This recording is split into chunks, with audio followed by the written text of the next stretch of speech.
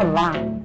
Estamos começando mais um programa da série Fazendo Escola. Nós vamos discutir a gestão democrática nas escolas de ensino médio. Para debater este assunto, nossos convidados: professor Adilson César de Araújo, professor de História e diretor do Sindicato de Professores do Distrito Federal. O professor Walter Garcia, diretor do Instituto Paulo Freire, São Paulo. E a professora Helena de Freitas, professora da Faculdade de Educação da Unicamp. Hoje, nós vamos discutir os princípios e bases da gestão democrática. Neste programa, vamos abordar as características da gestão escolar e as experiências em algumas escolas brasileiras. Vamos então assistir ao vídeo.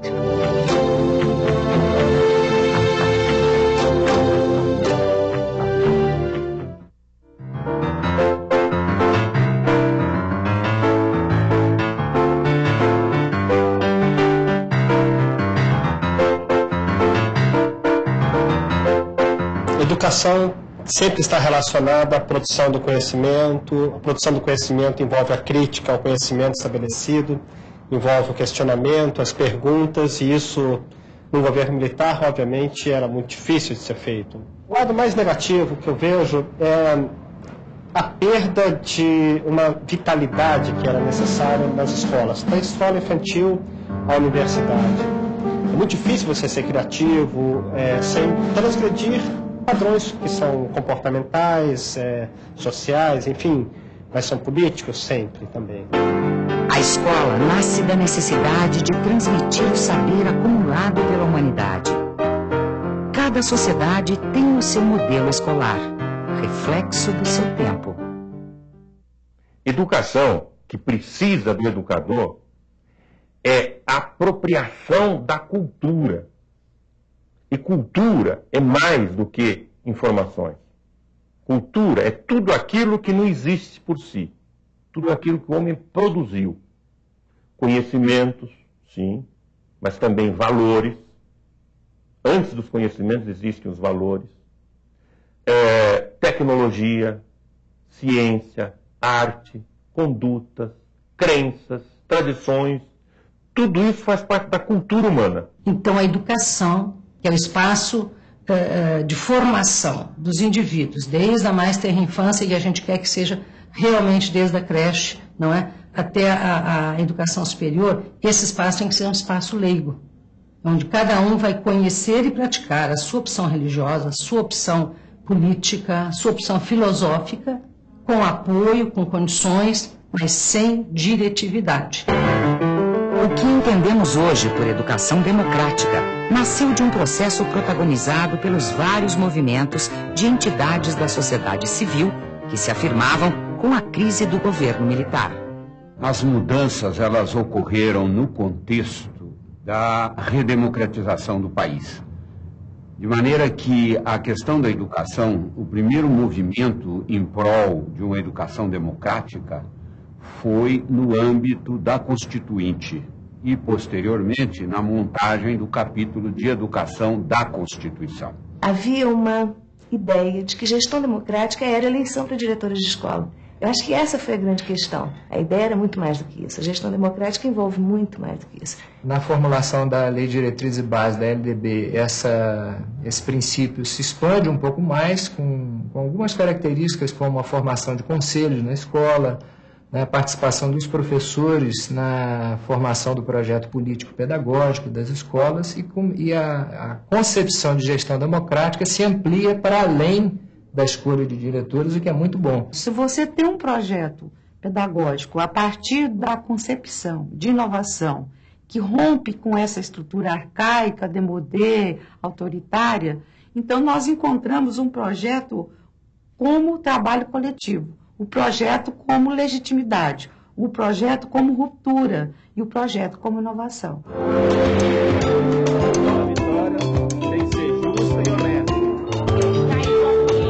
A gestão democrática escolar está ligada ao processo de construção da cidadania, tendo como estratégias o projeto pedagógico e o conselho escolar, que reúne professores, funcionários, alunos e pais. são todos atores interessados na construção de uma verdadeira escola pública de qualidade.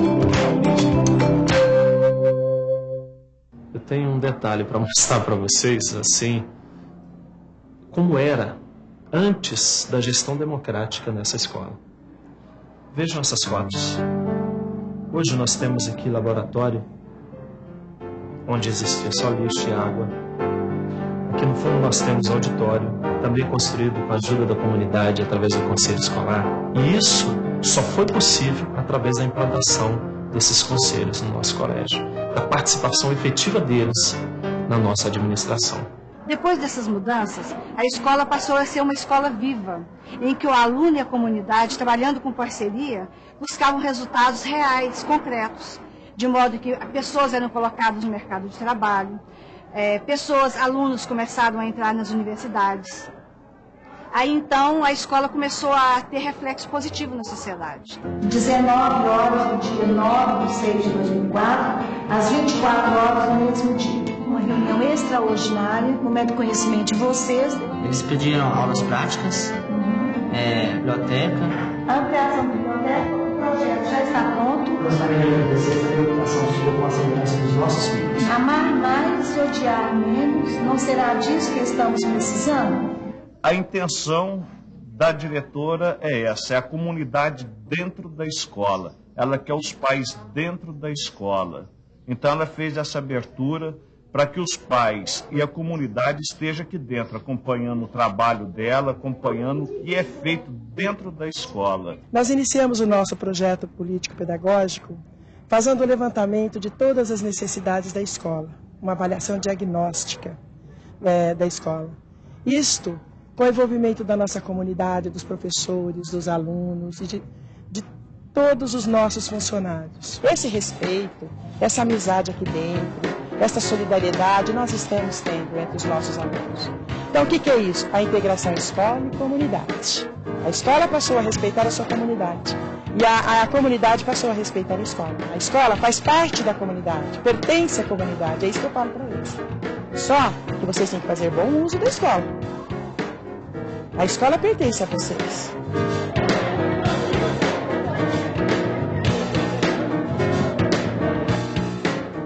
Antes, pelo menos na minha época, um aluno não tinha direito a chegar a uma direção, a não ser que ele fosse convidado por um castigo, por algum outro motivo, né? Mas ele não tinha acesso, ele não era escutado, eu não fui escutado na minha época de aluna, e com a nossa gestão, né, que eu não falo minha gestão, eu falo nossa gestão, a gente quebrou essas barreiras, né? A gente escuta, principalmente os jovens, porque eles têm muito a nos dar. Eu digo assim, que tudo que a gente construiu até hoje foi graças a eles, né? Eles têm um papel fundamental na nossa escola, né? A gente é através da abertura, através do diálogo que a gente conseguiu chegar e com certeza iremos ainda muito mais longe.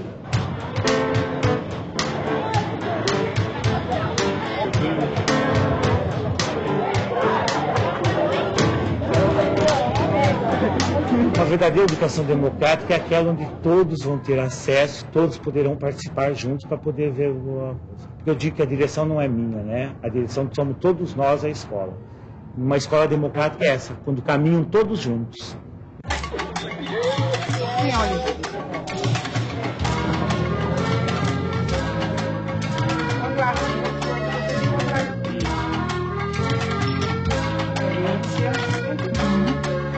Depois de 9 anos que a gente construiu o primeiro projeto, né, o projeto realmente, o início do projeto, o índice de evasão e repetência no ensino fundamental e médio, eu acho que ele chegou quase a 0. Nós nos preocupamos porque na hora que nós temos um projeto político-pedagógico reelaborado, atualizado, e onde a gente tem a condição de trabalhar lado a lado com esse projeto, porque uma coisa, eu digo, ter o projeto não é o suficiente. Ter o projeto e trabalhar com o projeto. Isso é que é interessante. Onde todos os segmentos da escola têm um conhecimento realmente do documento.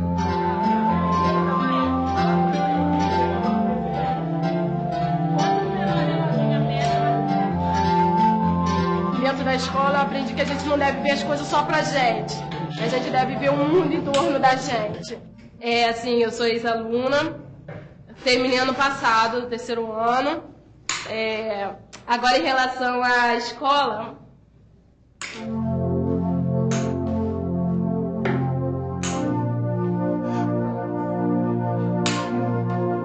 Falar da escola, aqui dentro é como se fosse uma segunda família. Eu tenho grandes amigos aqui dentro. É como se fosse uma casa para mim. Bom, a gente espera, acho que primeiramente, desenvolver um pouco a sensibilidade, né, dos alunos, para que eles percebam assim,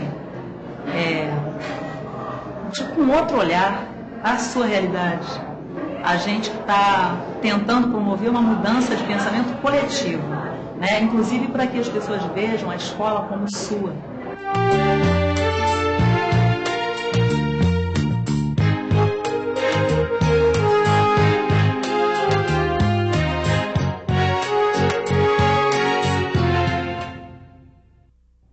Agora que nós assistimos ao vídeo, eu gostaria de ouvir os comentários gerais. Professora Helena.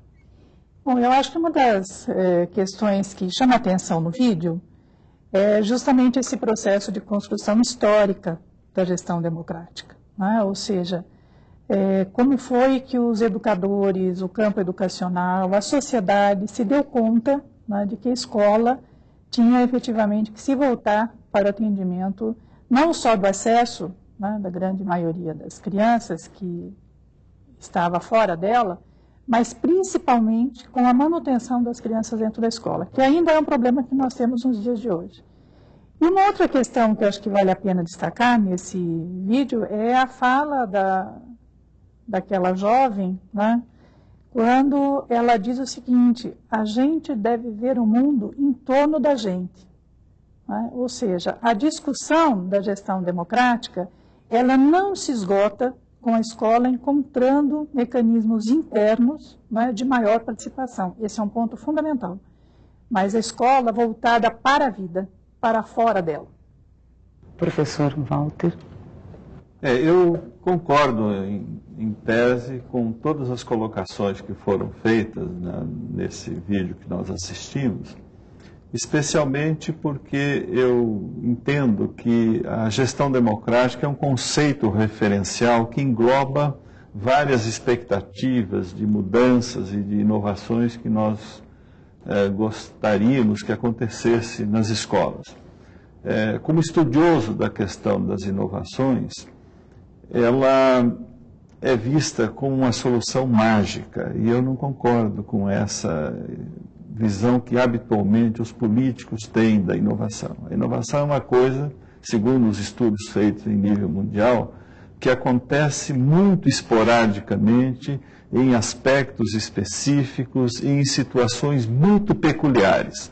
Por isso que me pareceu interessante esta abordagem assim, geral que foi feita, porque a gestão é vista assim como um conceito referencial que engloba isso que a professora Helena falou, da melhoria da qualidade da educação. E é esse a nossa expectativa, o nosso objetivo comum. Professora Edilson. Eu acho que as experiências que são demonstradas no vídeo sinalizam para a construção de uma gestão de fato pública. Porque o que tem caracterizado a educação brasileira é justamente esse afastamento, essa exclusão da comunidade, a ausência de conselhos escolares e de instâncias representativas para discutir um direcionamento público para a gestão da educação.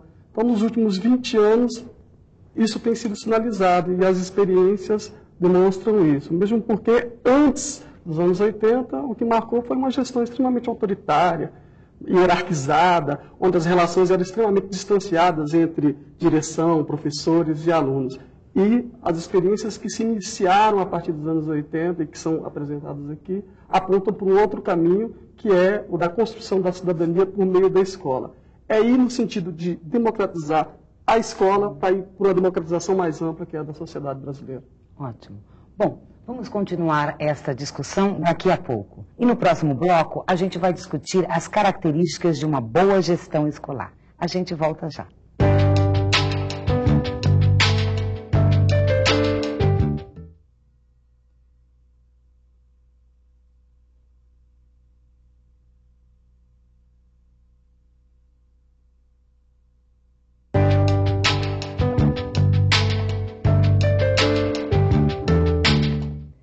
Estamos de volta com Fazendo Escola e hoje a discussão é sobre os princípios da gestão democrática na educação brasileira. Por gentileza, professor Walter. Bem, retomando a colocação inicial, vamos tomar o conceito de gestão dentro de um conjunto de referências que melhorem a cidadania, que melhorem a qualidade da educação. Eu gostaria de propor aos colegas uma discussão a partir de um documento que foi desenvolvido pela Unesco da América Latina, um estudo que demorou 7, 8 anos, analisando 16 países da América Latina e Caribe, buscando identificar aquelas características que indicam uma boa escola. Eu vou me permitir fazer uma leitura dessas 10 características, porque, em certa medida, essas características favorecem, facilitam o processo de construção da cidadania e da aprendizagem do aluno. O primeiro elemento que se menciona é de que a escola que faz isso conta com prédios adequados. O segundo elemento diz que a escola dispõe de materiais didáticos e uma quantidade suficiente de livros e de recursos na biblioteca. Isso, inclusive, já foi mencionado aqui. Há autonomia na gestão, o terceiro elemento. O quarto nos diz que os docentes têm uma formação inicial pós-médio, ou seja, todos têm uma formação especializada para professor. O quinto é de que há poucos alunos por professor na sala de aula. O sexto ponto indica que os docentes têm autonomia profissional e assumem a responsabilidade pelo êxito ou fracasso dos seus alunos. O sétimo ponto nos diz que pratica-se a avaliação de forma sistemática. Então, todos sabem a quantas andam. O oitavo ponto menciona que não existe nessa escola nenhum tipo de segregação. Todos são tratados igualmente. O nono ponto fala de que os pais se envolvem com as atividades da comunidade escolar. E o último ponto menciona que o ambiente emocional é favorável à aprendizagem. Seria bom que a gente pudesse comentar um pouco a partir disso, né? Professora.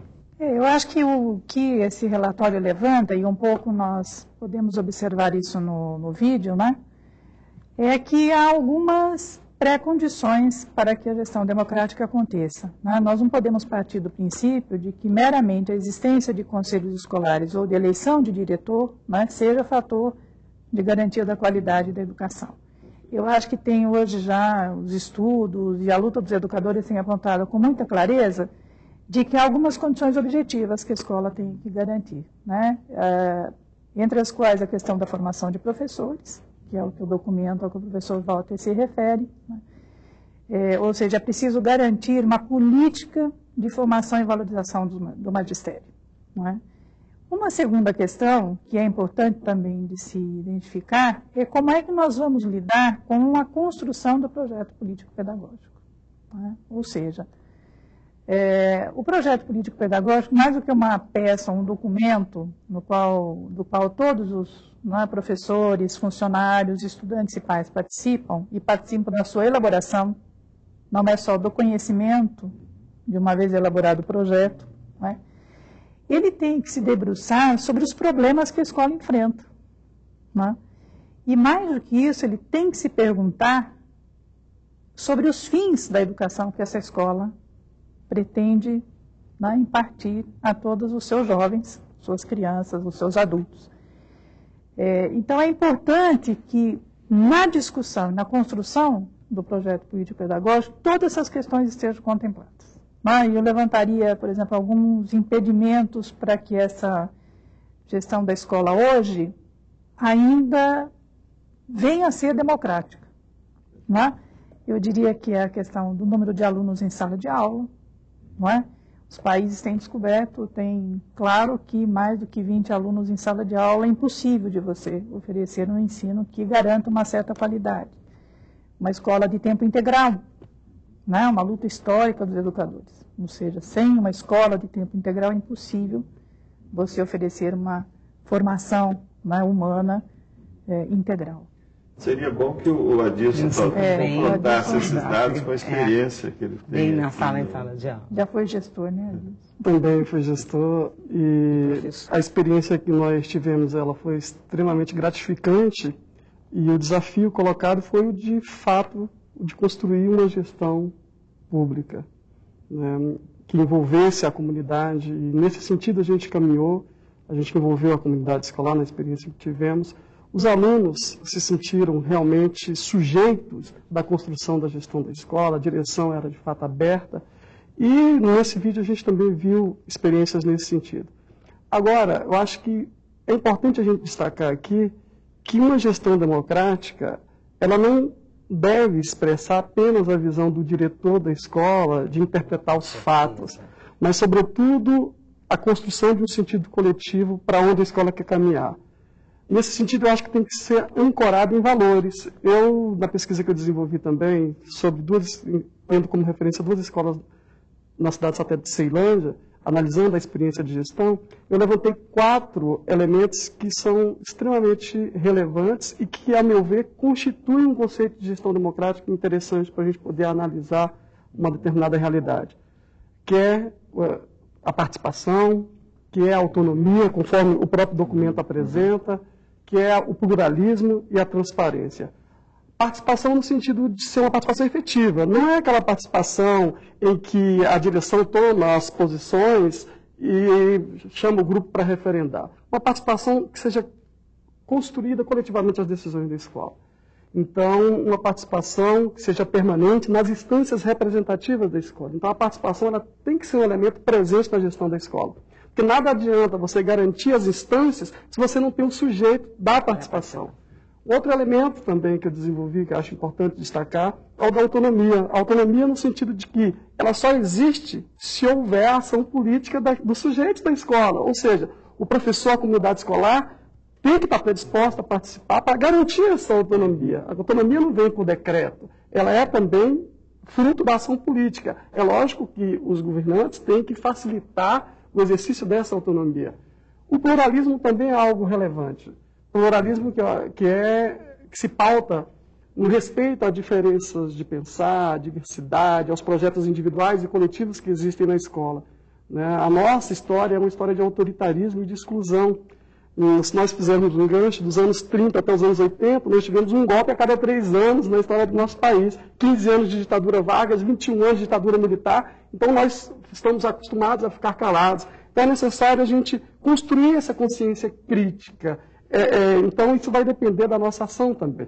Então autonomia no sentido da gente construir a cidadania por meio da nossa ação. E um último ponto que eu acho que é preponderante é o da transparência. Não dá para falar em espaço público se a lógica de funcionamento continuar sendo fechada. Então é necessário que as nossas escolas, que a ação pedagógica do professor seja pautada em dar satisfação dos seus atos e procedimentos ao público.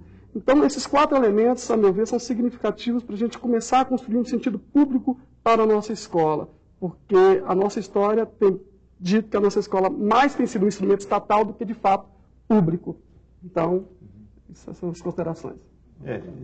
Eu tenho a impressão que a professora Helena levantou uma questão chave dentro desses elementos que ela menciona e que o Adilson coloca com muita ênfase também. A questão do professor tem sido registrada em várias pesquisas como relevante na construção desse projeto. Da mesma forma que o diretor da escola também pode ser um excelente facilitador de todo esse processo. Eu gostaria que a professora Helena mencionasse um pouco mais essa experiência, até porque ela vem trabalhando muito essa questão do professor, seja na FOP, seja nos vários fóruns brasileiros e latino-americanos de educação, como ela detalhasse um pouco mais essa questão do professor. Eu acho que é importante isso que você levanta, Walter, e o Adilson retoma a experiência dele aí, né, no trabalho dele de pesquisa, mas é importante que a gente coloque a questão do professor não para responsabilizá-lo, né, porque é também muito essa história. O professor é responsável pelo fracasso ou sucesso. Eu acho que isso tem que ser relativizado. Né? Eu me detive também numa frase do professor Roberto Lehrer, onde ele diz que a escola perdeu a vitalidade, que é o que você retoma, e que ela deve ser o lugar, né, da produção do conhecimento e da crítica do conhecimento existente. E quem pode fazer isso hoje é o professor, né, em conjunto com os estudantes. Para isso, você precisa certamente olhar para o projeto político-pedagógico da escola e identificar quais são os problemas que a escola tem hoje, né, em relação a isso. Quer dizer, quem são os seus professores? Quem são esses jovens? Né? Qual a expectativa que eles têm? Que expectativa de vida eles têm? Né? Inclusive numa sociedade como a nossa, que não tem projeto de futuro nenhum para essa juventude. Né? Então, quer dizer, como é que o professor pode, coletivamente, né, trazer para o chão da escola, para o chão da sala de aula, os problemas da vida dessa juventude, dessas crianças, desses adultos. Eu acho que essa é uma questão importante para a gente poder estar detalhando. Eu levanto algumas questões que eu acho que a gente ainda tem que caminhar, as escolas têm que colocar isso para o poder público, né? Por exemplo, a questão da estabilidade dos professores na escola. Né? Se você toma o ensino médio, acho que vai ter oportunidades nos próximos programas de aprofundar isso em relação a essas questões. Né? Mas só levantando para que a gente possa pontuar as dificuldades. Você tem professores rodando de uma escola para outra. Né? Quer dizer, como é que você constrói um projeto, como aquela diretora colocou do Rio Grande do Norte, de 9 anos, se todo ano você tem professor mudando nas escolas como você tem? Né? Quer dizer, você não consegue construir. Por isso que às vezes pode ser que ele incorra no risco de você centrar no diretor a tarefa, né, de ser democrático. Então é preciso inverter, na verdade, precisa romper com uma certa concepção de gestão, que é assim, o diretor é democrático. Mas não, nós precisamos construir efetivamente, né, um projeto coletivo onde não precise, por exemplo, o jovem ir para uma reunião do conselho, também como nós vimos no vídeo, e dizer, olha, os alunos reivindicaram mais biblioteca. Né? Quer dizer, isso faz parte, não é o estudante representando uma determinada expectativa, né? Mas é uma gestão coletiva. Eu tenho a impressão mais do que democrática nesse sentido mais tradicional. No momento, né? E o vídeo que nós assistimos pontua com bastante ênfase essa discussão da construção da cidadania, porque o momento político em que essa discussão ocorre, no final dos anos 70, nós já havíamos passado pelo choque do petróleo, o país estava se reorganizando crise, né? do ponto de vista das suas concepções.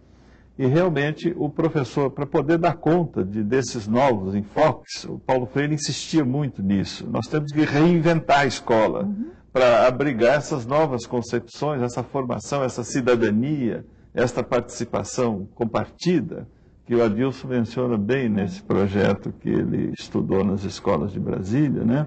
E para isso ele tem que ser dono daquele espaço, no sentido de que é o lugar onde ele trabalha, onde ele se envolve com as pessoas, com os pais, com seus colegas. Né? Acho que isso realmente é algo que deveria ser melhor examinado, inclusive na própria seleção dos professores que vão trabalhar nas nossas escolas. Né? Eu diria que talvez para discutir a gestão democrática, a gente devesse entrar no que hoje é apontado por muitos educadores e estudiosos, né, que vêm debatendo essa questão, e os professores na escola apontam isso, para a forma de organização do trabalho pedagógico na escola. É preciso repensar isso. Né? A relação com os órgãos centrais, né? A autonomia da escola, o professor como um sujeito autônomo, né? Produtor de saberes, os jovens também. E é importante também frisar, Helena, que não dá para dissociar a luta pelo direito à educação da luta pela pluralidade e garantia dos outros direitos. Né? Então, essa construção dessa cidadania passa por entender que a escola não é um espaço isolado, né? Que está inserido em uma determinada comunidade. Às vezes, os olhares que nós temos sobre a comunidade, um olhar extremamente preconceituoso, né? Porque não teve acesso ao mundo das letras e tal. Essa comunidade tem muito o que nos ensinar. Então, é necessário que a escola participe da vida da comunidade para que a comunidade também participe da vida da escola. Então, muito mais do que controlador, né, que é uma herança da gestão burocratizada, controlador, fiscalizador, cumprimento de normas e rotinas, o gestor tem que aliar essa dupla dimensão. A formação técnica, que é importante, mas também o compromisso ético com a mudança, porque vivemos num país que tem uma das piores distribuições de renda do mundo. Então, essa sensibilidade, nós educadores, nós gestores, temos de ter para construir essa educação que contemple essas mudanças que a Helena frisa de forma bastante enfática. E se isso não for feito dessa maneira, como vocês indicam, de uma forma participativa, crítica, nós corremos o risco de cair naqueles engodos que habitualmente são praticados em nome das inovações, que apresentam milagres de um dia para o outro, né? Ora são os computadores, ora abrir as escolas à noite para reduzir violência, uma série de factoides que se criam sem esta participação crítica e ativa da comunidade, que no fim só servem muitas vezes para te afastar do verdadeiro foco que você gostaria de construir, né?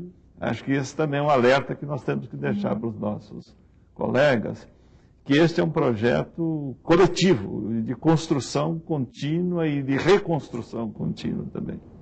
Tem uma importância grande. E no vídeo, quando uma aluna se emociona, uma ex-aluna, aí é um fator, né? E é importante a gente frisar, né? Porque a gente costuma esquecer do aluno, né? Acho que a importância do aluno ela tem que ser resgatada e tem que ser valorizada, né? Porque com o espaço de construção de cidadania, não dá para falar que eu vou formar o cidadão do futuro como cidadão, se eu não garanto espaço para ele dialogar, para ele se expressar no cotidiano. Eu lembro que na nossa experiência, a gente implementou um acordo de convivência, onde o regimento escolar foi implementado a partir de um amplo debate coletivo. Os alunos estabeleceram 10 regras para a direção e professores seguirem, e os professores também estabeleceram 10 regras para os alunos. Eles se sentiram cúmplices do processo, porque foram elaboradores, fiscalizaram e construímos uma regra coletiva que foi extremamente salutar para o ambiente escolar. E que não é inventar a roda, são experiências que basta para você ter iniciativa de querer, de fato, democratizar o espaço escolar. Agora, a gente não pode esquecer também que a gente, às vezes, restringe o discurso de democracia ao ambiente escolar. Basta eleger o diretor, o conselho escolar.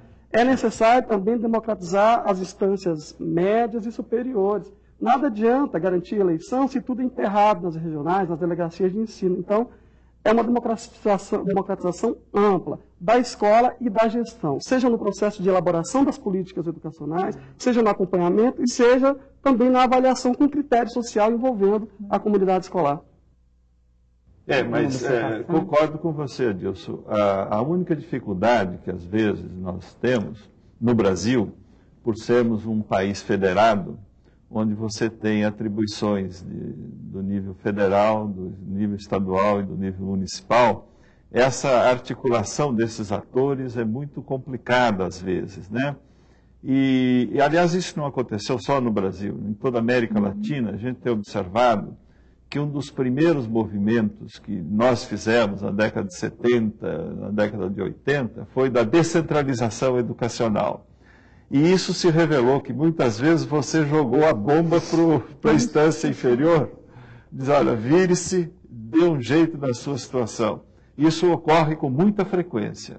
Na hora que não interessa ao decisor maior, que tem os comandos das rédeas políticas, então esse é o problema da escola, como se a escola fosse a solução de todos os problemas, quando às vezes ela está absolutamente impossibilitada. Eu creio que vocês devem ter observado isso lá também, né? Vinham normas que não tinham sido discutidas ou passado pelo crivo dos professores e do próprio conselho escolar, muitas vezes, né?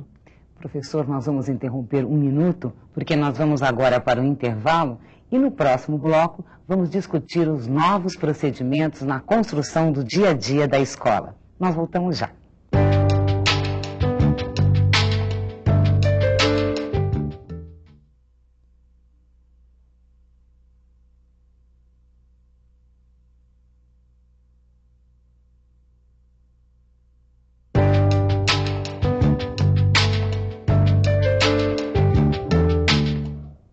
Estamos de volta com o Fazendo Escola. A nossa discussão é em torno dos princípios e bases da gestão democrática na escola. Professor Walter.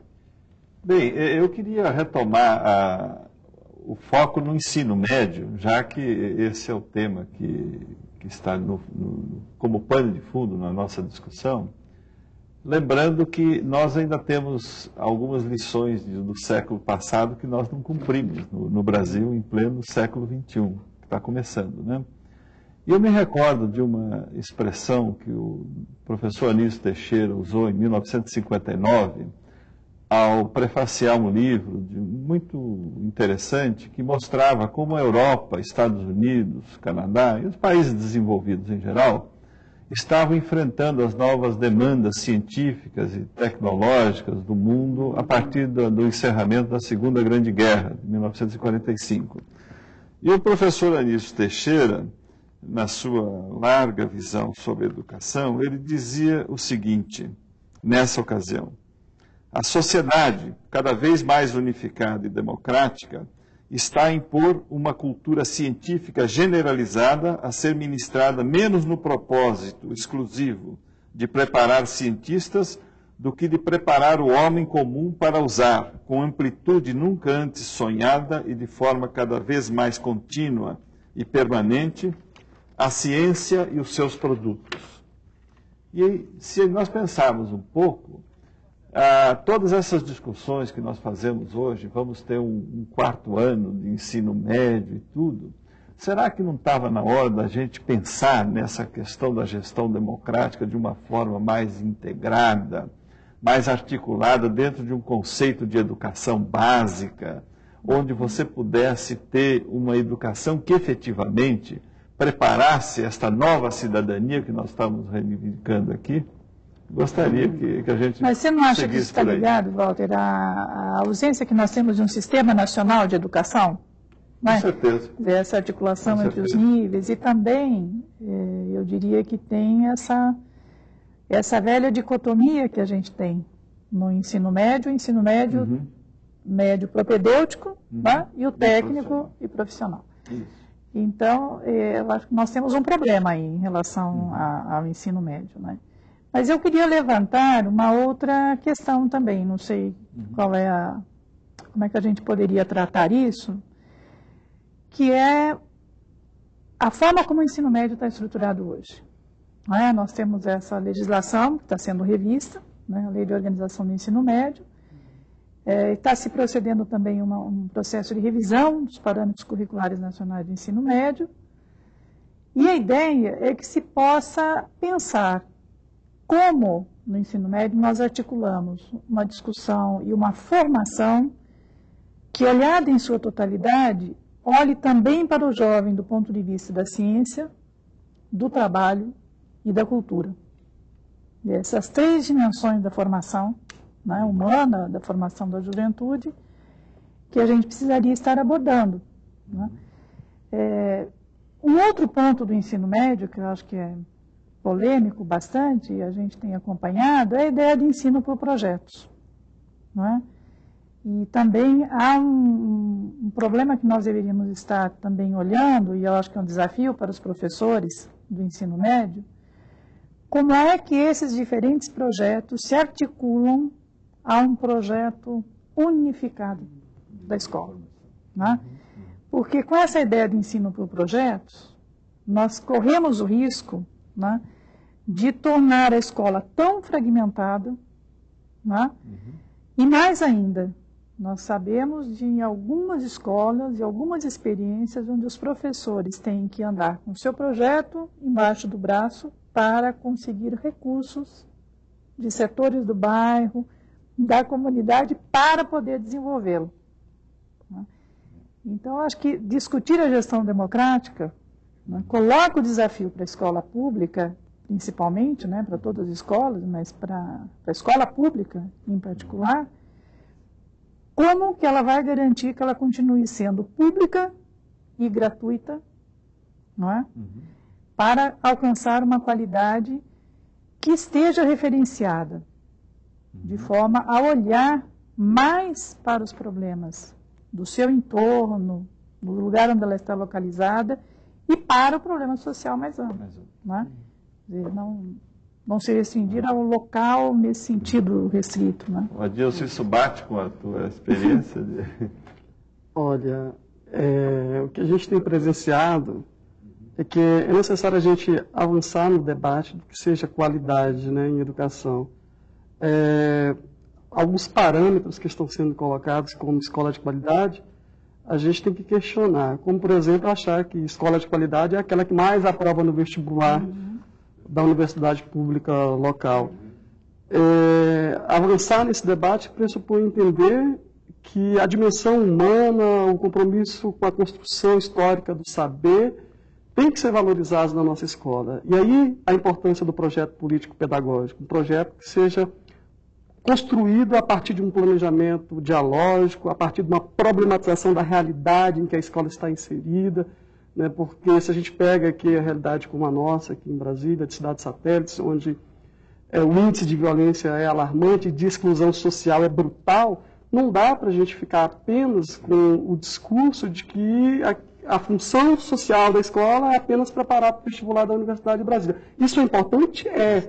Mas a gente não pode escravizar a educação apenas a essa função ou apenas a preparar para o mercado de trabalho, reconhecendo a importância dessas duas dimensões. Mas existem outras dimensões que estão sendo ignoradas no debate e que o projeto político-pedagógico, referenciado em valores que articule todas as disciplinas, rompendo com essa fragmentação histórica colocada, em que a própria professora ressalta que os projetos podem caminhar por uma fragmentação se a gente não tiver esse cuidado.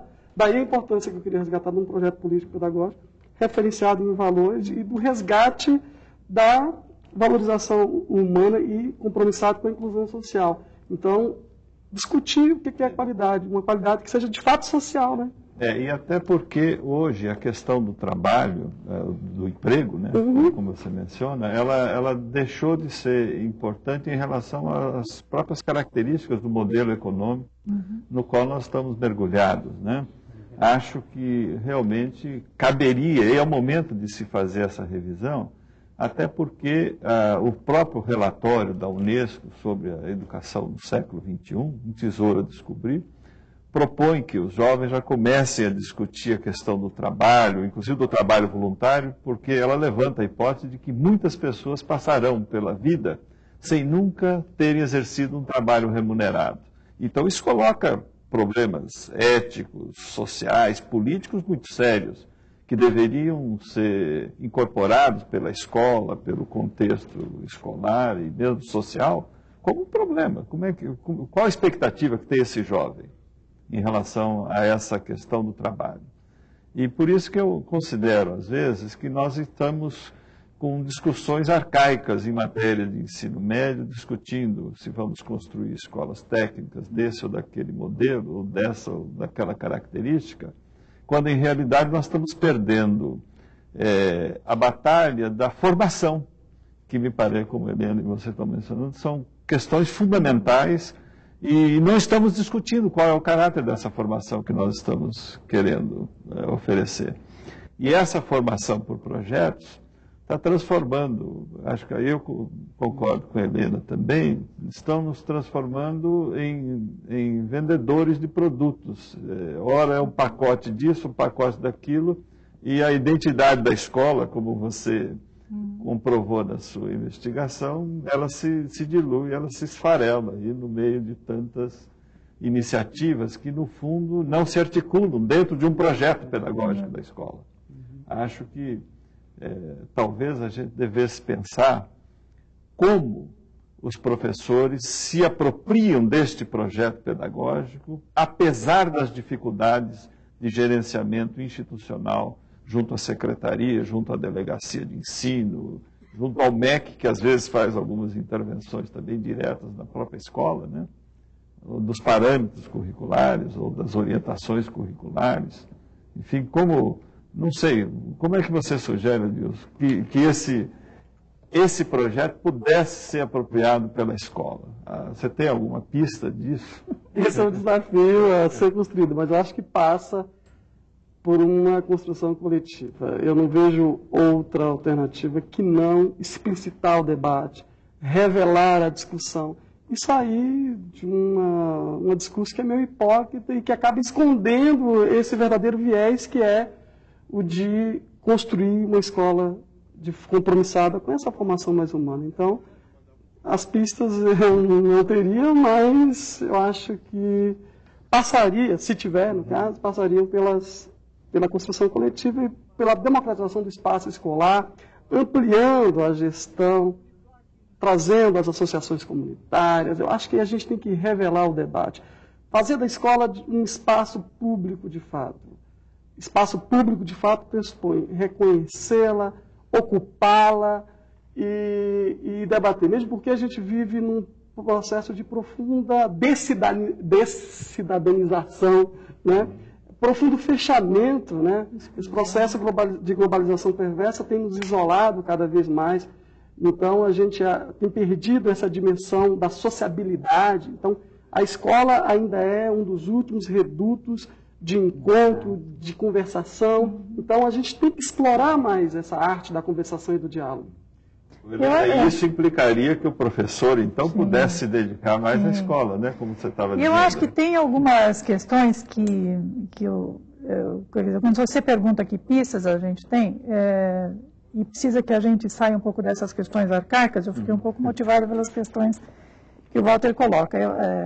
E aí eu fico pensando que as correntes pedagógicas mais avançadas também têm apontado, por exemplo, com uma questão que é a questão da auto-organização dos jovens na escola, tá? A autodireção das crianças. Quer dizer, como é que você cria a possibilidade, no contexto do trabalho pedagógico escolar, rompendo com a forma como a escola está organizada, para que o jovem possa se autodirigir e se construir de forma autônoma. Porque essas questões que você levanta, Walter, do futuro, estão postas.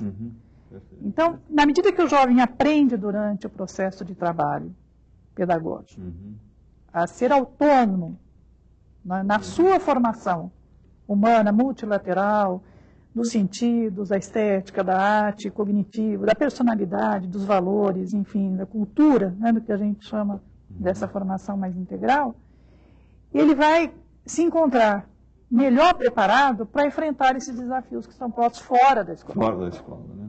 Não é? Então, quando a gente fala na gestão democrática, não é para resolver os problemas da escola exclusivamente. Não é? Eu acho que ela nos ajuda, a nós professores, ao corpo de professores, principalmente da juventude, não é? A poder ser autônomo de um lado e de outro na construção coletiva.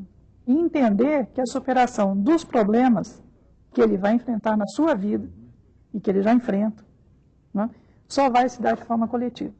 E se eles se auto-organizarem de forma autônoma. Eu acho que esse é o aprendizado melhor do que a gente pode entender como um projeto político-pedagógico de gestão democrática da escola.